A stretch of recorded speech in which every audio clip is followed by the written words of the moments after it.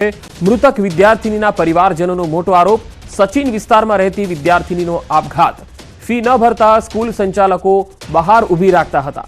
ગોડાદરાની આદર્શ પબ્લિક સ્કૂલના સંચાલકો બેરહેમ બન્યા। વિદ્યાર્થીનીની 3 મહિનાની સ્કૂલ ફી બાકી હતી। બાળકીને બહાર તો ક્યારેક ટોયલેટ પાસે ઊભી રાખતા હતા। ધોરણ 8ની વિદ્યાર્થીનીને સંચાલકો સજા આપતા હતા। 2 દિવસ સુધી ટોયલેટ પાસે ઊભી રાખવાની સજા આપેલી હતી। માસૂમ બાળકીને લાગી આવતા ઘરે ફાંસો ખાઈ લીધો હતો। ભાવના નામની ધોરણ 8ની વિદ્યાર્થીનીના આપઘાત અંગે તેના પરિવારજનોના આ ગંભીર આક્ષેપો બાદ સચિન પોલીસે પણ હવે તપાસ શરૂ કરી દીધી છે।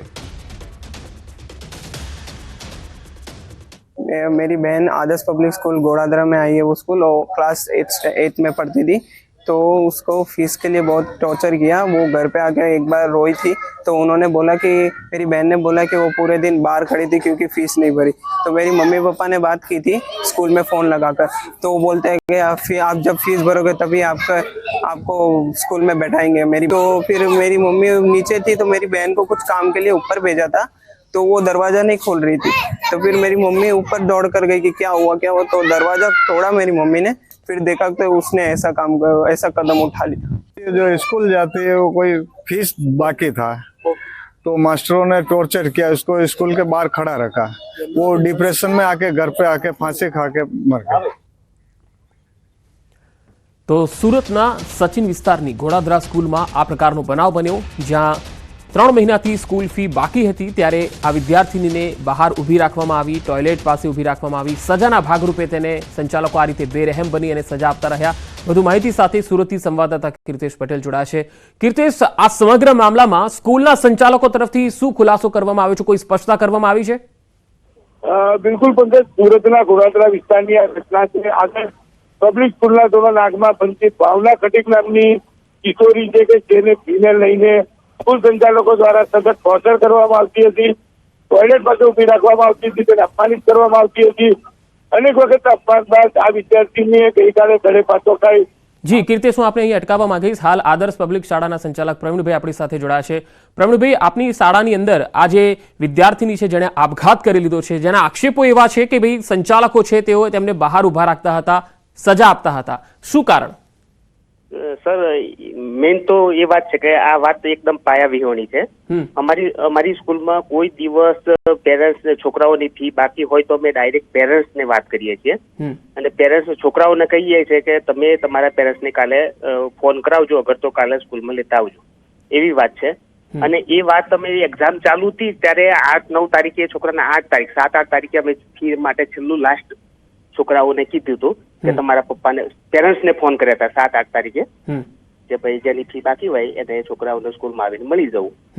ત્યાર પછી તો 7 તારીખ પછી તો અમે અત્યાર સુધીમાં કોઈ પેરેન્ટ્સને કોઈ પણ કીધું એ નથી ને વાત પણ નથી કરી, કોલે નથી કર્યો અને અમારી સ્કૂલમાં એવું થતું જ નથી।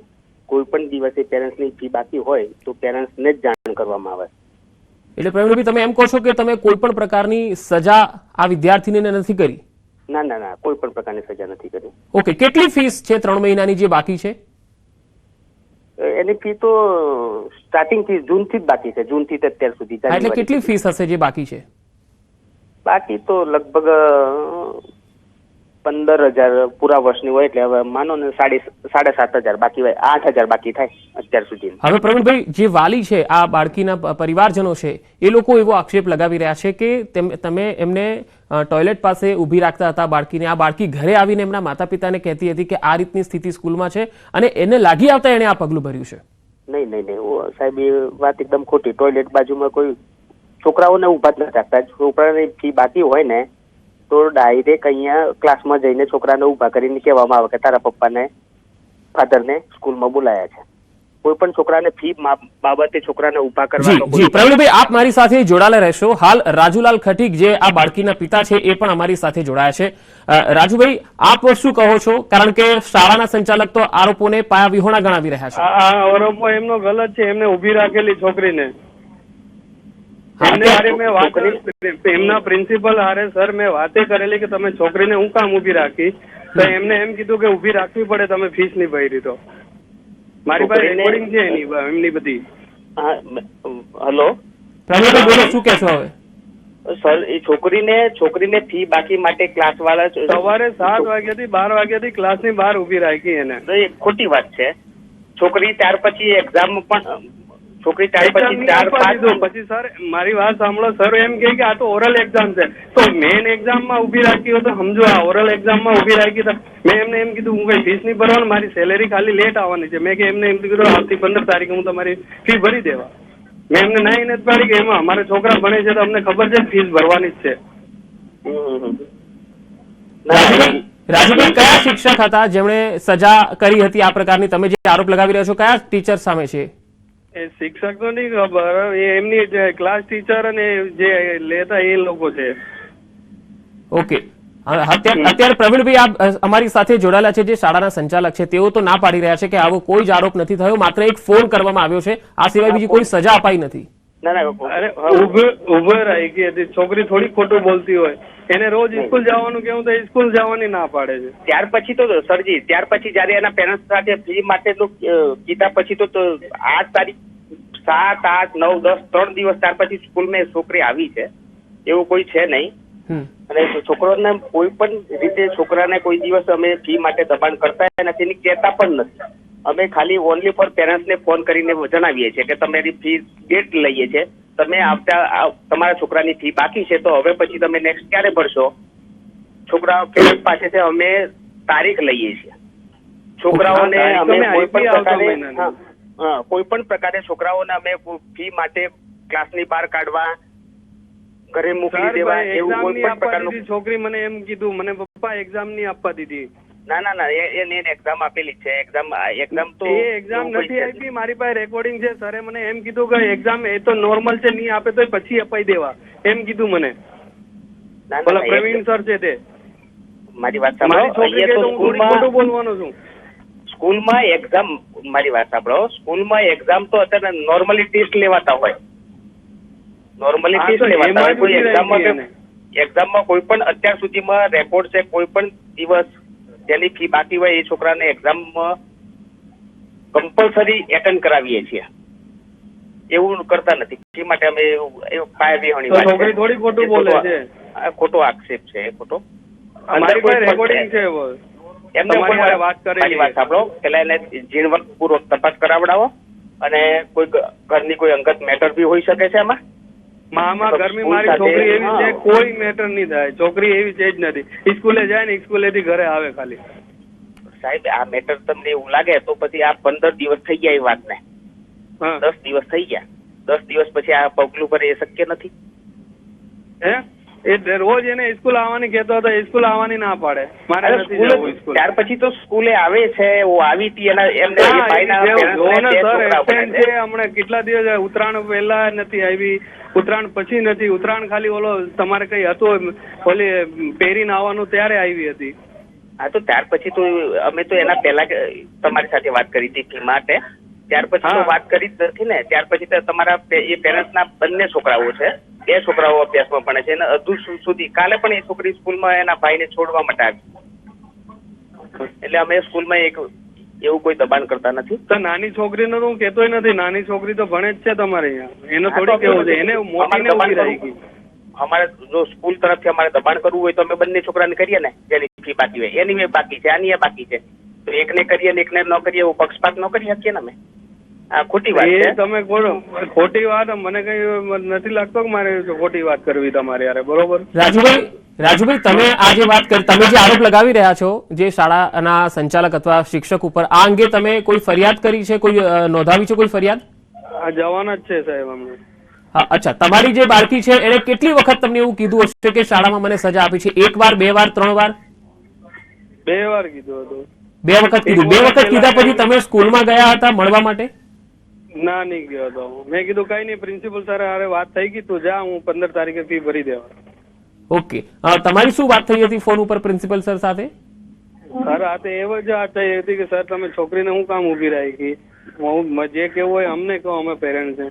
હું તમારી 15 તારીખે આવતા મહિને ફી ભરી દેવા. પછી પ્રિન્સિપલે કીધું સારું કઈ નહીં, એ તો કે અમારે કરવું પડે થોડુંક એવું. પ્રવીણભાઈ, આ વાત તો સાચી ને કે તમે ફોન ઉપર આવી વાત કરી હતી? હા, વાત મેં કરી હતી કે હા ભાઈ 20 તારીખે 15 તારીખે પછી કઈ વાંધો નહીં, તમે તમારે બેસવા દો એવું. એટલે ઊભી રાખી હતી, સજા આપી હતી, એવી વાત તો થઈ હતી ને? ના ના ઊભી નથી રાખી, સજા નથી કરી. પેરેન્ટ્સને ફોન કર્યો હતો, હા, ફોન કરાવડાયો હતો, ભાઈ તમારી છોકરીની ફી બાકી છે. નહીં, રાજુભાઈ તો કહી રહ્યા છે ને કે તમે આવી રીતે છોકરીને ઊભી શું કામ રાખો છો, ફી ભરવાની છે, હું 15 તારીખે ભરી દઈશ. એ ફી ભરવાની, ફીની તારીખ માંગી હતી, તમે ક્યારે ફી ભરશો? સર એમને પ્રવીણભાઈની રેકોર્ડિંગ છે મારી પાસે, જે મારી વાઈફ હારે જે વાત કરી ને એમને એમાં કીધેલું છે કે અમારે એવું કરવું પડે તો અમે આવે, નકર કે તમે ટાઈમ પર ફી નહીં ભરો તો હું પેલેન્ટી મારીને લઈશ. ફી માટે અમારે છોકરાઓને ફી માટે અમારે ફોન કરવો પડે એવી વાત થઈ. ફી માટે કઈ શિક્ષા આપવી પડે એવી વાત નથી. પ્રવીણભાઈ, હવે તપાસમાં તમે સહયોગ આપશો? ઓકે, વિદ્યાર્થીનીના જે પિતા કહી રહ્યા છે એ આક્ષેપોને લઈને જો તપાસ થાય તો તમે સહયોગ આપશો? 100% સ્કૂલમાં ત્યાંથી જ છે પોલીસ સાહેબ. ઓકે, પછી સર આए बाद में फोन करता हूँ. યસ, રાજુભાઈ, તમને લાગે છે કે જ્યારે તમે પોલીસ ફરિયાદ કરશો તો આ સમગ્ર મામલામાં નિષ્કર્ષ નીકળશે તમારી પાસે જે પુરાવાઓ છે તેને ધ્યાનમાં રાખીને? હા તો ડિસ્ટન્સ નીકળશે છે, મારે તો બીજી ડિગ્રી હારે એવું નહીં થાય એવું કરવાનું છે. કેમ કે પ્રવીણભાઈ પોતે આ શાળાના સંચાલક છે, જે શાળાના સંચાલક સાથે તમે વાત કરી હતી એ પોતે સંચાલક છે અને એ પોતે કહી રહ્યા છે કે આવા કોઈ આક્ષેપો છે જ નહીં, આવું કશું અમે વાત જ નથી કરી. એક ખોટું બોલે છે સર. ઓકે, પ્રવીણભાઈ, તમારે કઈ કહેવું છે? હેલો, હા પ્રવીણભાઈ, તમારે કશું કહેવું છે? કારણ કે રાજુભાઈને કોઈ ખાતરી આપવા માંગશો? તમારી સ્કૂલની વિદ્યાર્થીની જ્યારે આપઘાત કરી લેતી હોય એના તમને હાવભાવ તો એટલીસ્ટ ખબર હોય ને કે આ બાળકી આટલા ટાઈમથી આવતી હતી, એ આ પ્રકારનું વર્તન કરતી હતી, અથવા તો કંઈક પણ એવું હશે. ડાયરેક્ટ તો કોઈ વ્યક્તિ આવી રીતે 8મા ધોરણની બાળકી આવી રીતે આપઘાત કરી લે, એની પાછળનો કોઈ તો કારણ હશે ને. અમને ખબર નથી અથવા આક્ષેપો ખોટા છે તો તમને ખબર શું છે? એટલીસ્ટ 2 લાઈન તો એના વિશે કહી શકો કે નહીં બાળકી વિશે? પ્રવીણભાઈ, हेलो सर, हाँ हेलो सर, वो सर आए हैं, मैं उनसे बात कर रहा हूँ. હેલો, हाँ जी. હા પ્રવીણભાઈ, મેં તમને એક સવાલ કર્યો છે, એના વિશે તમારો જવાબ શું છે? હજુ મને મળ્યો નથી. શાનો સવાલ કર્યો? મેં સવાલ કર્યો તમને કે જે બાળકી તમારી સ્કૂલમાં આટલા વર્ષથી ભણતી હોય અને આટલા 2-4 વખતમાં એ આવા આરોપો લગાવે એમના માતા પિતા કે 2 વખત આવીને આવું કહીને ગઈ છે કે ભાઈ મને સજા આપે છે, ટોયલેટ પાસે ઊભી રાખે છે, અને એવા કારણોથી જો આપઘાત કરી લેતી હોય તો આ બાળકીના થોડા દિવસો પહેલાના તમને તો ખ્યાલ હશે કે આ બાળકીના હાવભાવ કેવા હતા, આ બાળકી ભણવામાં કેવી હતી, આ બાળકીને તમારા તરફથી કોઈ ટોર્ચર હતું કે નહીં, વાલી સાથે તમારી શું વાતચીત થઈ હતી? અત્યારે તમે જે કહો છો એ અને રાજુભાઈ કહે છે બંનેમાં કેટલો વિરોધાભાસ છે. અહીંયા કશું નિષ્કર્ષ નથી આવી રહ્યું. પ્રવીણભાઈ, તમે કહો છો થઈ જ નહીં વાતચીત અને રાજુભાઈ કહે છે ફોન ઉપર મેં આવી વાત કરી છે, મારી પાસે રેકોર્ડિંગ છે. તો આમાં સાચું કોણ? તમે શિક્ષક થઈને સાચું નથી કહી રહ્યા એવું લાગી રહ્યું છે. તમે કોણ બોલો છો? ત્યાર પછી અમે માત્ર વાલી છોકરીને પૂછ્યું હતું કે તારી હેલો, હા બોલો. પૂછ્યું કે એની ફીસ બાકી હતી એટલા માટે છોકરીને પૂછ્યા પછી એને કેમ કે તારા પપ્પાને ફોન કરાયો. એના પપ્પાને ફોન કરી અને પછી એના પપ્પા સાથે વાતચીત કરી લીધી કે તમારી ફી બાકી છે ભાઈ, આખા વર્ષની જૂનથી લઈને જાન્યુઆરી થઈ ત્યાં સુધીની ફી બાકી છે તો તમે ક્યારે ભરશો? બસ આટલી જ વાત થઈ. પછી એના પેરેન્ટ્સે ટાઈમ આપ્યો તો 15 થી 20 તારીખ સુધીમાં ભરી દઈશું. અમે કીધું કે હા કઈ વાંધો નહીં, તો 20 તારીખ સુધીમાં તમે ફી ભરી દેશો તો કઈ વાંધો નહીં, તો 20 તારીખ પછી ફી તમે નહીં ભરશો તો પછી તમે આવીને સ્કૂલમાં. આ ફીની વાત તો જવા દો પ્રવીણભાઈ, એક શાળાની અંદર એક છોકરી છે એ ફીને લઈને જો આવું પગલું ભરે, તમારા માટે આ કેટલી ચિંતાજનક અને કેટલી શરમજનક ઘટના છે. કોઈ પણ એક શિક્ષણ સંસ્થા હોય અને એમાં કોઈ ફી ભરવા માટેની બાતને લઈને એક નાની બાળકી આવી રીતે આપઘાત કરી લે, આ કેટલું ચિંતાજનક છે. પ્રવીણભાઈ, લાગે છે સંપર્ક કપાઈ ગયો છે, તો બંનેનો ખૂબ ખૂબ આભાર. તો આ જે 3 મહિનાથી જે સ્કૂલની ફી હતી એ બાકી હતી અને એટલા માટે 8મા ધોરણની જે બાળકી જે વિદ્યાર્થીની હતી એના માતા પિતાને લગાતાર એવી ફરિયાદ કરતી હતી કે ભાઈ મને બહાર ઊભી રાખે છે, ટોયલેટ પાસે ઊભી રાખે છે, સજા આપે છે, ફી ભરવા માટેનું પ્રેશર થઈ રહ્યું છે. અને માતા પિતા જે પિતા એમના જોડાયા છે રાજુભાઈ, તેમણે કહ્યું છે કે ભાઈ 15 તારીખથી ભરી દઈશું એવો ફોન પર અમે વાત પણ કરી હતી, છતાં પણ આ પ્રકારનું પ્રેશર રહ્યું છે. આ વાત લાગી આવતા બાળકીએ આપઘાત કરી લીધો એવો આરોપ છે. હવે આ અંગેની પોલીસ ફરિયાદ હજુ થઈ નથી. પોલીસ ફરિયાદ થાય અને તપાસ થાય તો જ સાચું કારણ જે છે એ સામે આવી શકે છે. એક તરફ જે શાળાના સંચાલક છે પ્રવીણભાઈ, તેઓ કહી રહ્યા છે કે અમે તપાસમાં સહયોગ આપીશું, અને બીજી તરફ જે રાજુભાઈ છે, જે આ બાળકીના પિતા છે, તેઓ કહી રહ્યા છે કે મારી પાસે રેકોર્ડિંગ છે, પુરાવા છે, ફોન પર જે વાતચીત થઈ છે તે પણ છે. હવે જોવાનું એ છે કે પોલીસ આ સમગ્ર મામલાનો નિવેડો કઈ રીતે લાવે છે અને સાચું જે વ્યક્તિ કોણ છે અને ખોટું કોણ છે એ કઈ રીતે તપાસે છે. પણ આ ઘટના જે બની છે એ ખૂબ જ ચિંતાજનક છે. કોઈ પણ શિક્ષણ સંસ્થા હોય અને એમાં ફી માટે આટલી નાની બાળકી જે ધોરણ 8માં ભણતી હોય, હજુ તો એને ઘણું બધું ભણવાનું બાકી હતું, પણ 8મા ધોરણમાં જ આ બાળકી હજુ 3 મહિનાની ફી બાકી હોય અને વાલીને કહેવાના બદલે આ વિદ્યાર્થીની પર આટલું પ્રેશર હોય અને એને સજા આપવામાં આવતી હોય, ભણવાથી અલગ રાખીને ઊભા રાખવાની સજા આપવામાં આવતી હોય, તો એના ઉપર એની માનસિકતા ઉપર કેવી અસર પડે એ ખરેખર બહુ જ ચિંતાજનક છે, જો આરોપો સાચા હોય તો.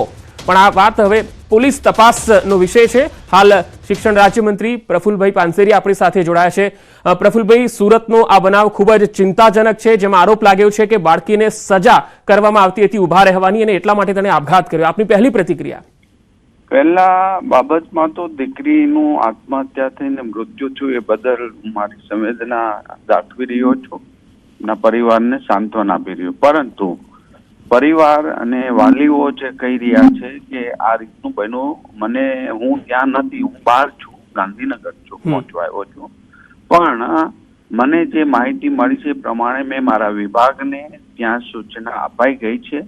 આની તટસ્થ તપાસ કરી, જો આ બનાવ આ રીતનો બન્યો હોય તો બહુ જ ગંભીર કરતા એક સભ્ય સમાજ માટે શરમજનક ઘટના કહેવાય. જે દીકરી તમારી, મારી, સૌની કહેવાય. કોઈ પણ દીકરા દીકરીઓ એટલે ભણતા હોય એટલે એની પર દરેક લોકોને લાગણી હોય, પણ આ રીતની ઘટના ઘટી હોય તો ચોક્કસ પ્રકારે એનો તપાસ થશે, અને જે આવશે એમાં શિક્ષણ વિભાગ પરિવારને 100% મદદ કરશે, એ અમારી ખાતરી છે. આવો બનાવ પ્રફુલભાઈ ફરી વખત ન બને એના માટે શું થઈ શકે? શાળાઓમાં સંચાલકોને શું મેસેજ આપવામાં આવી શકે? મારી વાત સાંભળો. હમણાં આ દીકરા દીકરીઓ આ એજની અંદર એમની કુમળી વય હોય, એમને બહુ લાગી આવતું હોય ઘણી બાબતોમાંથી. કઈ બાબત છે, શું છે, ચોક્કસ પ્રકારે એનો તપાસ રિપોર્ટ આવશે, એટલે આપણે એને એક પણ જગ્યાએ અન્યાય ન થાય અને એને ન્યાય મળે એ બાબતમાં વિભાગ પરિવારને સંપૂર્ણ મદદ કરશે. પ્રફુલભાઈ, એક બીજો સવાલ, ખાસ નાના બાળકો જે છે એ પોતાની ધીરજ ખોઈ બેસે છે અને ઉતાવળિયું પગલું ભરે છે. આ કેટલું ચિંતાજનક છે? હવેની નવી પેઢીમાં આ વધારે જોવા મળી રહ્યું છે. બહુ જ ચિંતાજનક છે. આ વિષયને અમે સ્ટડી કરી લઈએ. અગાઉના એક દીકરી એકદમ કુમળા વયની 9મું ભણતી દીકરી પણ આ જ રીતે આત્મા, પણ એ પારિવારિક તરીકે કોઈ પણ પરિવાર તો દીકરા દીકરીઓને એના હિત માટે જ કહેતા હોય, એને કાંઈ અહિત પણ દીકરા દીકરીઓને લાગી આવે છે એ પાક્કું છે. ઘર છોડી જવું, આત્મહત્યા કરવી, શિક્ષકે કંઈ કહ્યું હોય તો પણ આત્મહત્યા કરી લેવી. પ્રફુલભાઈ, આવી ઘટનામાં ઘણી વખત એવું જોવા મળતું હોય છે કે સંચાલકો એ વાલીઓને વાત કર્યા વગર, વિદ્યાર્થીઓ હોય છે, બાળકો હોય છે, એમની સાથે જ વાત કરે છે, ફીની હોય કે બીજી હોય, સજા આપે છે. એટલે એ મેં ચોક્કસ આપના કહી રહ્યો છું કે આવું કંઈ પણ હશે તો અમે એક્શન લેશું. એ અમારી તરફ, સરકાર તરફથી અમે પરિવારને સાંત્વના આપીને કહી રહ્યા છીએ. જી પ્રફુલભાઈ, આપ અમારી સાથે જોડાયા, આપનો ખૂબ ખૂબ આભાર. શિક્ષણ રાજ્યમંત્રી પ્રફુલ પાનસેરીયાએ કહ્યું છે કે આખી આ ઘટનાને લઈને તપાસના આદેશ અપાઈ ગયા છે, અને આ સમગ્ર મામલામાં સાચું કોણ છે, ખોટું શું છે, કારણ શું છે, આ તમામ બાબતો હવે તપાસ કરવામાં આવશે, અને જે કોઈ પણ જવાબદાર હશે અને જે કોઈ પણ કારણ સામે આવ્યું હશે તેને લઈને જરૂરી કાર્યવાહી પણ કરવામાં આવશે. આ ઘટના ખૂબ જ ચિંતાજનક છે એવું પણ તેમણે કહ્યું છે, અને પરિવારજનોને ખાતરી આપી છે કે આ મામલામાં જે કંઈ પણ ન્યાયોચિત કાર્યવાહી હશે એ કરવામાં આવશે.